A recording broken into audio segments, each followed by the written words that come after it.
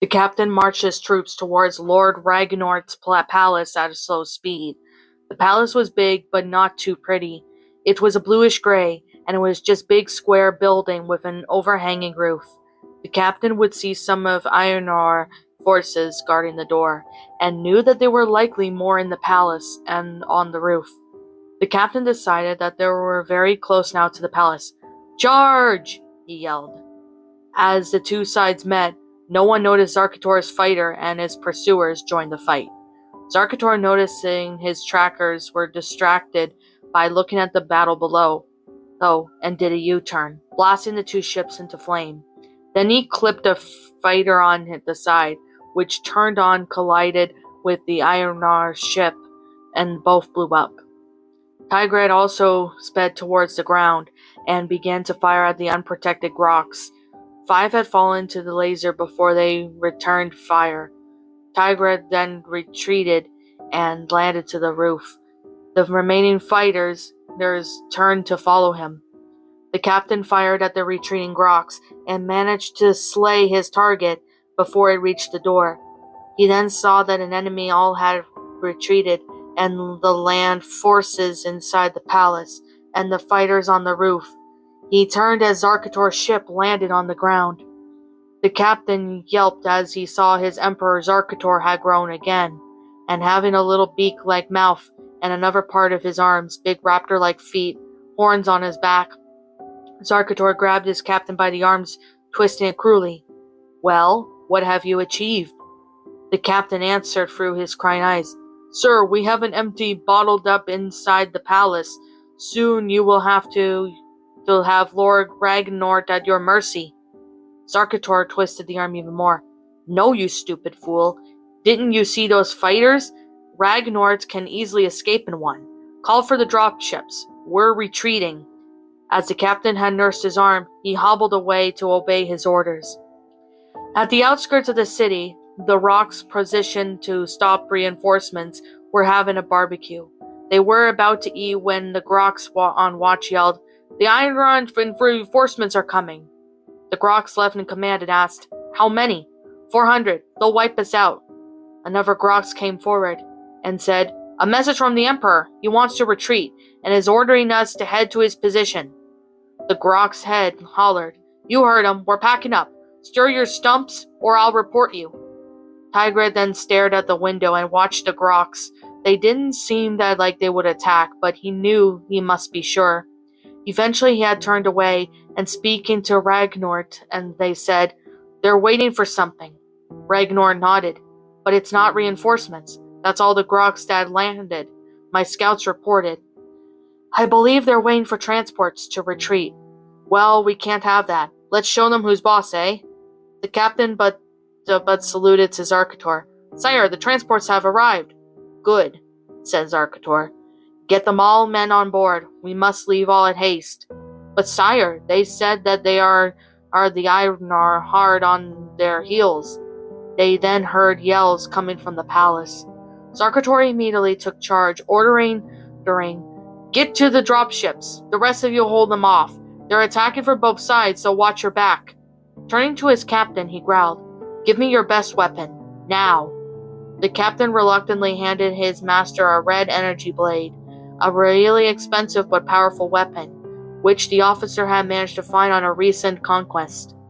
Zarkhator turned on the handle, revealing it a red cylinder of energy. Wielding the weapon, he leapt into the ranks of the Ironar, slashing whatever possible. He eventually clashed against the Tigret, who also holding an energy blade but purple. Zarkhator slashed downwards, but Tigred deflected the blow. Then they proceeded on doing a series of thrusts, parries, and deflections. But as the two battled, most of the Groks had entered the dropships, and a few had taken off. The captain was easily really the only Groks not making to the ships. Loyalty was waiting for his master to show up. While the combatants battled relentlessly, they were all equally sized, but a Tiger was quicker and more flexible. The orange fighter kicked Zarkhator's sword in hand, spinning the blade away. Tiger was about to finish off the battle with a quick thrust, but a brave Grox had the nerve to shoot at him. Tigrid then leapt at the armored creature, dodging the laser. As Tigrid was distracted, Zarkhator scrambled for his sword before fleeing the transports. He managed to enter a dropship just before they finally took off. The Emperor found himself standing next to his captain, grabbing the officer, and he snarled, "Don't think you've been left off easily, scum. You are going to wish you were never in the army before the days through." Lord Ragnar had called a conference after the Groks had retreated, and all the Iron counts were invited, along with Tigrid. The meeting started with Ragnar yelling about how the Groks would return and how defenses must be built, while everyone else just watched. Eventually, Ragnar was out of breath, and Tigrid decided to take the table. "I was wondering, I want to finish off Zarkhator, so I wanted to ask if you knew anything about robots." Ragnar snorted. "Robots? Bunch of tin cans. They didn't do anything." "Well, I knew that robots aren't alive, so there would be any deaths, so I thought—" "He's right," said a count. "Droids are most certainly not as good fighters as living creatures, but cannot die. Cut in half maybe, but still, nothing's dead, and to go on the offensive would be the convenient, considering it would make a good distraction." Ragnar glared at the count. "And what about the shield generators? We need to make some fast." Tigrid interrupted, saying, "No, we need good defensiveness, and we can't just sit there and give them all the freedom. We must keep them hard-pressed, so we can ally with other empires. Of course, the Wajomon Empire is relatively friendly. Talk to them if you like." Tigrid nodded and exited the meeting. The captain was attached to the energy chains, and like the ones Tigrid and Zarkhator were chained with. There was only one guard on duty, but it didn't matter. No one could escape the energy chains. The door swung open and Zarkhator entered. The captain gasped, for his master had once again evolved. The Emperor's legs had become much more blurry, and his feet resembled a bear's. His forearms could smash a wrestler, and the hands were also of a bear, but with bigger claws. Zarkhator's head was almost as a huge skull, and a cross from between a dinosaur's and a bird's. He had more spines on his back, and his tail had sprouted more on the end. To top it off, he had grown a pair of small wings, much like a pterodactyl. The hulking beast nodded to the guard, who then rushed to the controls. Zarkhator said, 10%. The guard turned a knob, and a rush of painful energy went through the captain. He screeched in pain until Zarkhator motioned for the guard to switch off the knob and turned off the energy chains. The captain fell to the ground like a doll. Zarkhator growled, "Normally you would be demoted out of my sight already, but I am promoting more officers to my next invasion, and have decided to overlook your failure. To make up to the demoting, I am going to have your left arm replaced with a more efficient one." The captain beamed as the guard helped him up. Having limbs replaced by machinery is considered an honor by the Groks, and he was even excited for the new arm. He had almost forgotten the cruel look in Zarkhator's eyes as he led the way until he heard, "Don't give him any painkillers." Asklaf have pushed past the weeping captain as he bowed to Zarkhator and asked, "You called?" "Yes. I want the factories here to begin production of the energy shields for the capital. I also want the city to the north to start building up 2 stair cruisers." Asklaf turned to go, but the Emperor said, "Oh, and I want some bounty hunters to be sent here. I don't want to give those Ironoi a bit of a rest." Tigrid exited Lightspeed and first noticed the capital of the planet of Wamjomon, and thought it looked really like the Iron capital. As he went closer to the surface, though, he saw that the spice mines and main area of income for most empires were mining yellow spice instead of red.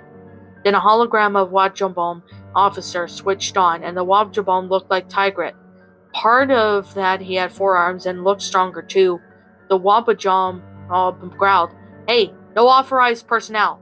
Prepare to be annihilated." "No, wait," objected Tigrid. "I come in peace. Sent from the Iron." The Wapajob's attitude changed immediately. "The Iron? Why didn't you say so?" Oh yes, you can totally land now. And sorry about the whole annihilated thing. Protocol." Tigret did his best to look understanding as he neared the planet's surface. Zarkhator sat, watching the sky gain intently. There were 7 in all, 3 being the Ainra, and the other 3 Wajobom. The leader was just most interesting, though, and looked like nothing like the Emperor had ever seen before. He was a big black and red creature with spikes all over his body. His head was like a reptile's, though it looked as more of obsidian. He had big fangs and red eyes glowed bright. Zarkhator began saying, "So you are Sunnort?" Sunnort nodded. "Yes, but cut the chatter. I was told you have a job to do, and that it pays well." It's really simple, really. You land on the Iron capital planet and destroy their spice mines. And by destroy, I mean so they can never be repaired. Got it? And the payment is 200,000 Spore bucks, and I might let you become commander if you do well.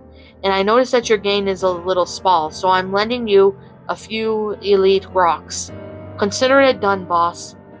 Tigret took an instant kill to liking the Wachopo mob, and was incredibly moodist, giving nice, and they stuffed him with the best and most rare foods in the galaxy. Wouldn't take no for an answer. Eventually, Tigret couldn't eat anymore and decided that talking about the alliance should start. "So," spoke Tigret, "I am kinda here to offer an alliance, so..." Before he could finish speaking, the Wajambom lord, known as Smarov, was immediately shaking Tigret's hand, saying, Tigret managed to break free, and said, "Don't worry, we just fought that since the Ainra know you so much as you would make amazing allies." "Oh, of course, and if you want to make more alliances, you should make one with the Danur Empire. They're good friends with the Ainra." It was night, and the capital of Ainra was quiet, so no one noticed a truck-like spaceship land. It was big, rectangular, and yellow. The Wabajab mercenary was driving, with Sunnort sitting on the passenger seat. The yellow craft parked just at the outskirts of the city. The passengers stepped out, an odd jumble of Iron, Wabajab, and Grox. Each one was either a professional, mercenary, assassin, or bounty hunter. Sunnort hefted a big club, which acted like a giant taser. The small group slowly preceded the yellow spice factory. It was closed for the night, and eventually active drills were off. The bounty hunters, though, they were not here to examine the structure. They also then spread out all around, and even a few went under the factory. When they were done, the entire building was glowing from the red lights of the explosives. Sunnort gestured for everyone to file into the truck ship, and after the rest of his gang were inside, he tapped a button on the controls of his wrist. The explosion was so huge, the ground actually shook. As the energy band began to wake after the tremor, Sunnort sprinted to his ship. A few Einrun exited the nearest building, armed with lasers, but the culprits were well underway, lost in the darkness. "Make your report," growled Zarkhator. Asklef gulped as he recalled the past events. "Sire, there are bounty hunters destroyed the spice factory at the Arnra capital, and are planning to attack the mines as well. We've also finished a building with energy generators, and have also been installed to this very city. Would you like for the 2 starships you wanted built now?" "No, I have come up with a better plan. Do you think that if a space station was built orbiting the Ainra sun, would it be easily detected by the Ainra? Not without a jamming signal." "Excellent. Begin the construction of such a station immediately." Tigret was just about to enter lightspeed again when he got a transmission from the Ainra, switching the hologram on. He watched as Lord Ragnard came into view. "Tigret," began Ragnard, "I am sorry to disturb you on a diplomatic mission, but it appears that we have some space pirates wreaking havoc in the capital." "Space pirates?" asked Tigret. "Indeed. Not everyone is devoted to the Empire, you know, and a few have chosen life of crime. But I suspect something broader is occurring. Instead of just pillaging the spice mines, they decide to simply destroy the spice mine. Why would they do that? I don't know. But believe me that they wouldn't stop at the spice mines. They have retreated for now, but they will probably return. Do you have any ideas?" "Of course, postcards on of all the spice mines and of all the majority buildings at the capital. I will arrive shortly to assist the ambush. Oh, did you finish building the energy shields? Built and installed. We are currently mining resources to build a droid factory as well. Tigra nodded and then turned off the hologram and entered the lightspeed. Sunnort and his gang approached the metal mine carefully, ducking behind the boulder. Sunnort eyed the one iron guard professionally. Taking out a pistol, he quickly fired a blast right between the eyes. Only after the body had slumped to the ground, and so did the assassin, stepped out of his cover. Nodding to his band, he had entered the mine, with his followers carrying tons of explosives. The Grox miners had their equipment, and quickly gathered enough of the metal to begin the station. As the construction progressed, they would soon mine the other metals. Zarkhator walked towards his dropship, flanked by the army of Grox. He then entered the ship in his cruel, malicious mind, was contemplating on more devious plans to wrench planets from other empires. Tigret had exited lightspeed and transmission immediately. Came on the screen for help. Lord Ragnor's face appeared and said, Tigret, we've lost communications with the guard at the metal mine. We believe that it's some of the bounty hunters are going to strike. What shall we do? Tigret sighed. Send as many men as you can muster to the mine. I'll be there as soon as possible. He then flew to the ship to the mine. When he got there, he saw two bounty hunters at the entrance with both Grox. He fired at the weapons and killed one of the Grox instantly. The other rolled out of the way, taking out the laser pistol, and he fired repeatedly at Tigret's ship until one of the wings burst into flame. The ship crashed into the ground. The Grox decided not to check if the pilot had survived and fled into the mine to report the Sunnort. Tigret crouched behind the ruined spacecraft, thinking it would be best to wait for reinforcements before charging the mine. As for Sunnort, he was at the center of a metal mine, planting explosives along with the rest of his gang. He turned when a panting Grox appeared. Sir, gasped a Grox. A ship came, saw us. Shot the other guard. I shot the ship. What do we do? Sunnort was an experienced fighter, and had been in fixes much tighter than this one. Tell everyone to stop what they're doing now, and charge the explosives already planted. We must leave the city before Einor and reinforcements arrive. As he said his orders, a group about 75 Einor approached Tigret, and the Einor captain bowed to the orange royal warrior and said, We await your command. Tigret pulled himself to his feet, groaning. Charge the mine. Try and get as many prisoners as possible. That was when the gang of mercenaries charged out of the mine, led by Sunnort. The Ironar was taken totally by surprise, but quickly got over it and began firing at the bounty hunters. Then there was a mighty explosion, and the mine was totally ripped apart. Sunnort had just finished the job, and the mine was destroyed. Sunnort and 4 gang members crashed through the ranks of Einrod and fled. The Einrod did not give chase, for their attention was focused on the remaining 5 mercenaries, who were tightly surrounded so they had no hope of escape. When the battle ended, Tigret pulled the Einrod captain to him and pointed to a small dust cloud in the distance. See that? The 6 of that gang escaped. It's time to show them that we don't forget things easily. The captain nodded and called for his 3 dropships to be armed for combat. Zarkhator watched as the construction of his station under a very watchful eye. He wanted it to be huge and somehow show of his power, something to strike fear in the hearts and minds and souls of his enemies, and something to help convince others to join his evil empire. The station was mainly used as a massive power plant to fuel his soon-to-be-made warships. There was, though, a section of the station he had reserved for plants to be grown and fenced areas for herds of edible animals. He himself had eaten the food to be made there, and it was superb. The station was about a quarter finished. Zarkhator had already decided that he would launch another campaign against the Irana when it came to as complicated, but with the increased numbers, the Irana's spacecraft already began damage the last attack, and he knew he must focus. His main focus was on the surface of the planets. A knock at the door jarred him back to reality. He barked, "Enter!" and the door opened. 3 Groks unarmed entered the room. They were slightly older than most of the Groks Zarkhator had seen, and he could clearly tell they had at least had a little experience. "Names and rank," he growled, almost afraid not to take his present pen so lightly. The Groks in the middle bowed. "I'm your newest commander, sire. Asklaf, your advisor, promoted me." "And you, those two?" "They are the captains of Zrog and Lupatam. We were assigned to be the officers maintain obedience from the station under construction. We are ready for orders." Zarkhator was not listening to him anymore, and was chosen to look at the captain standing on the left side of the commander.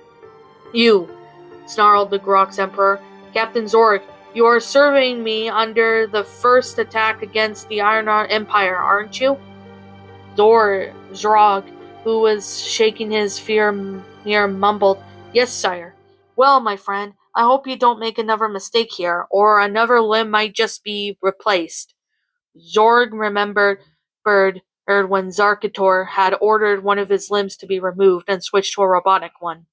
Mumbling again, he said, "I will not fail." "Good. Now, Commander, I want you to contact Exclaf and tell him to begin the production of a new battleship named Skystalker. It will represent the new threat to the Ironrod people." The commander saluted. "Yes, Emperor, sir." "Make it built with heavy energy shields, cannons, and missiles to be fired. A weapon worthy of my army." Sunnord had stopped what was left of his gang as soon as the city was out of sight. Turning to them, he growled, "Give me a communicator. I need to talk to our employees." The Groks had handed over the communicator, which Zarkhator promptly turned it on. In a minute or two, he was given a signal to the station that Zarkhator was at. Zarkhator's voice was heard very clearly. "Sunnord, there better be a good reason for bothering me, and for your sake, not mine." Sunnord, who already knew it was not a good idea to anger the leader of the Empire, and said, "Sir, we have successfully destroyed the spice factory and the mine at the Ironrod capital. Unfortunately, we've run into some trouble, and we need immediate assistance." "I am deducing you to your pay," spoke the irritable Emperor, and his hologram dissipated. Sunnord turned to his gang, saying, "All right, pals, all we need to do is sit and wait." He was then cut off as a monstrous creature stepped into their camp. The Epic was an amazing sight, utterly massive, with only 2 tiny legs for support. Its body was a shape like a jelly bean, and the color black with pink stripes and a gray underbelly. This creature had 2 poison-spitting things at its rear, and 2 similar things at its sides. They were crackling with electricity. It had 2 large wings on its back, and 2 antennae beside one's eye. The monster had 2 horizontal horns just jutting out of its head, a large shark-lined mouth. One mercenary, a Grok, stood up saying, "Well, what the heck is that?" He never finished. The Epic grabbed him by the head and swallowed him whole. It was very easy to do with such a big mouth. Sunnord recovered quickly, grabbing his energy club and delivered a blow to the creature's leg. The monster in his leg, crackling, staggered backwards, sitting on another Grox coming from behind. He was practically crushed. An Iron mercenary drew 2 energy pistols and proceeded to fire wounds all over the Epic's body. It only made him more mad, and the monster stabbed the pistol wielder with a horn, slaying him instantly. The Wabjob charged it, carrying a large scimitar. The Epic swung its head, knocking it over heels. The pirate landed on a jagged rock, breaking his legs. The Epic, though it had a massive head, was not very smart. It had totally forgotten about Sunnord, so he was very surprised when Sunnord landed on him, smashing his charge club right into the monster's brain. The creature howled, throwing Sunnord clear of the Epic, who was still a lightning rod of a weapon lodged in his head. The monster began to glow electricity and kept getting brighter and brighter until a loud kapoosh was heard. Sunnord stood up, removing his hands from his ears, and examined what was on the left of Epic. It had more or less changed to a burnt skeleton, but amazingly Sunnord's club was almost totally unharmed, laying in the dirt without a care in the world. Something caught Sunnord's eye as he retrieved the weapon. In the distance there was a small dust cloud, almost unnoticeable. but it was definitely something. The gang leader decided that the planet was certainly dangerous and did not want to be in there whenever that it was showed up. So he ran. The free dropship stopped and fried the skeleton. Tigrat circled the bones like a detective, while the Iron Arms rested on the two mercenaries who actually survived the epic attacks. The Iron Arm captain then turned to Tigrat and said, "It's easy to know what happened here. The bounty hunters have came across Epic, and they have banded and dead and injured." Tigray nodded. "And I would say the uninjured would make that a dust cloud. Shall we pursue?" "No, we shall sit and wait for them to come back. Yes, we will pursue. Take one of the dropships back to the prisoners. I will take the other and finish this." Today Zarkhator was bored, very bored. He had to wait for the second half of the station to be finished. He had to wait for the Skystalker to be built, and he had to wait for his bounty hunters to give results. So he was very glad he could inflict some of his rage on the new commander who was unlucky enough to have passed him in the mall. Zarkhator lifted the Grox easily by his uniform and he growled, "Report, sir. The station's being built as scheduled, and Asclav just checked in, and he said the Skystalker's close to finished. And the bounty hunters? The dropship hasn't picked them up yet." "Gar, do you know any spies?" Yeah, why, master?" "Ask another question and I will kill you now. Get a spy and bring him to me." Yes, sir." Er, Sunnort was never really built for running. After a few moments, he was doing a little more than shuffling. The dropship behind him were getting dangerously close, so he was gaining a lot of large doubts to simply turning himself in now. But how as fate would often do, he was given a break. A Grox fighter had recently appeared out of front of him. If not a mile away, he could easily recognize the ship, for it was a traditional Grox red and black. It was a hull attached to the two long metal poles that obviously fired lasers. Sundort began running again, but the ship behind him began picking up speed behind him, for it obviously seen the fighter as well. For a few agonizing minutes, nothing happened except for the free sub-objects moving closer and closer to each other, and the Ironaut managed to pull itself up next to Sunnort, who was running at the large strides. The door to the dropship opened, and Tigret leapt out, jumping on Sunnort. They both fell, rolling in the dirt as Iron dropship zoomed by. Sunnort managed to kick Tigret off of him and drew his energy club in fighting stance. Tigred, wielding his energy blade, managed to hold off the onslaught being delivered by the bulky Sunrod. Every swing, lunge, and thrust made the night black mercenary was deflected by Tigred's blade. The Iron dropship, though it was much worse than predicament. The Grox fighter, seeing the situation, launched two heat-seeking missiles. The Iron inside managed to lunge clear as the missiles struck the hull, smashing the machine like a tin can. The fighter then flew overhead, towards the Orange Warrior and Sunort, who was still grimly battling. Tigret's back was facing the fighter, so he did not see it approaching, but the mercenary did. Sunort kicked Tigret square in the chest, pushing him back. The rogue then ran, waiting for the Grox ship to file low so he could jump aboard. Tigret, though, was not finished.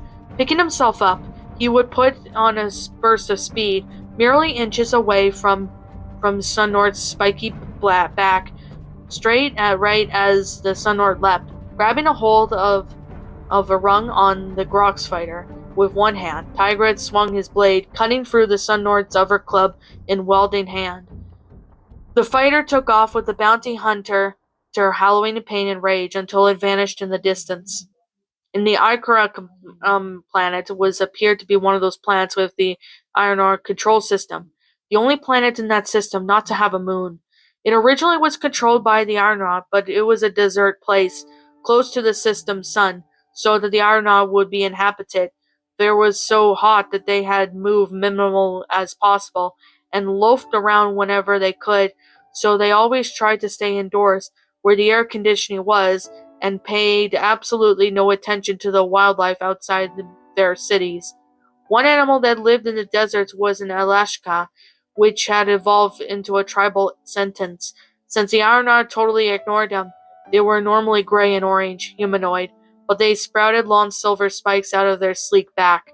Also, their heads were almost as of snakes, and their eyes glowed red. One day, the chieftain named Waklokot identified the tribes into one massive horde and attacked one of the cities. The Ironards were simply completely overwhelmed as the city was in Waklokot's control these days. The remaining of Ironard cities negotiated with the Ascan, saying that the Ascan could keep the city as if they had stopped invading cities. The Anascan agreed, but began constructing advanced technology, most of which was cyberstaff, which was basically a stick with the ends being of metal tasers. The Askaha, with their technology, swept through the planet, seeping out of the Ironod living there. Lord Ragnort and the Ironod leader then demanded that the Alaska should go no further, or all the cities on Ackerman would be bombed and destroyed. Walkort gave in, swearing that the Alaskan would never leave the safety of Ackerman.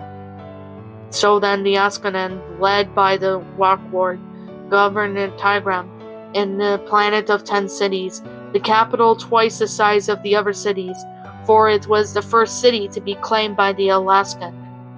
But for now, the planet Ackerman was unimportant. What was important was certainly a spy who happened to be Ashkahan, named Enkrayard. He was standing in front of Zarkhator, who had decided that he would be a perfect person to break into the Unearthed secrets, delivering them to the Groks. After Zarkhator voiced his opinions, the large reptilian tongue snaked out of Enkrayard's mouth, hissing, "Sire, it would be a pleasure to work for someone as evil as you." Zarkhator grinned, but asked, "I thought that Askahan were orange. You're red." "Yes, some Askaha are colored differently. It depends on what tribe their ancestors are from." Zarkhator, noticing how much trouble the Ankyard had been saying the word ancestors, and the commander will show you to your room now. He was cut off when the commander burst, saying that the Sky Stalker was finished, and the Sun Lord had been brought in with serious injuries. Grumbled Zarkhator. "I want the Sky Stalker to be filled with the army of 500 Groks. Now should the spy to his room."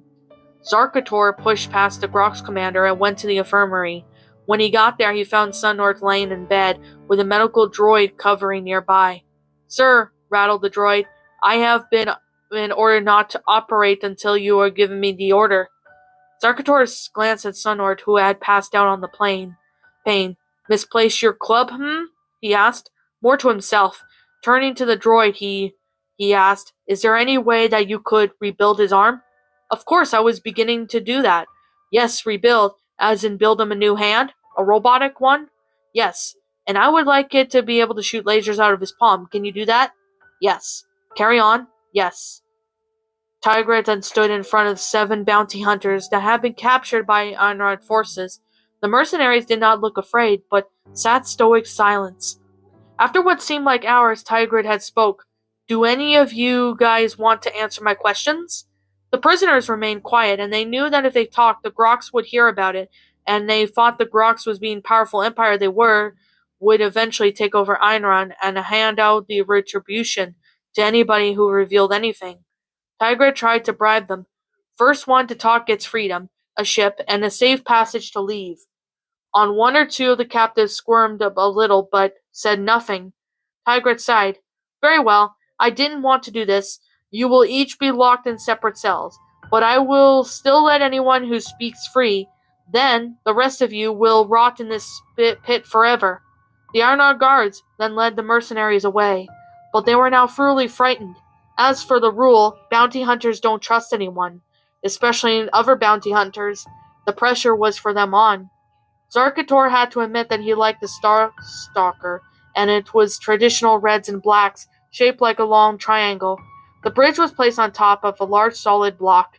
The ship was now loaded with a large army, and with the many fighters escorts, it was large fret. Zarkhator turned to Captain Zorg Enter the coordinates. What's up, my pretties? It's the Lion Queen here. I want to appreciate you all for tuning into this video, and I do appreciate you guys supporting my video by giving this video likes and stuff. If you really enjoyed this video, be sure to leave a like, comment and subscribe if you're new, ring the bell for notifications to when I upload so that way you guys will get updated for whenever I upload. If you want to follow me on Twitter or DeviantArt, feel free to leave a follow on those if you are interested in following me on those socials. If you want to support my backup channel, known as Ms. Dark Shigo, feel free to subscribe to it, as a link to that will also be in the About page section. And with that being said, and that being the case, thank you so much for watching, my pretties, and as always, please stay pretty.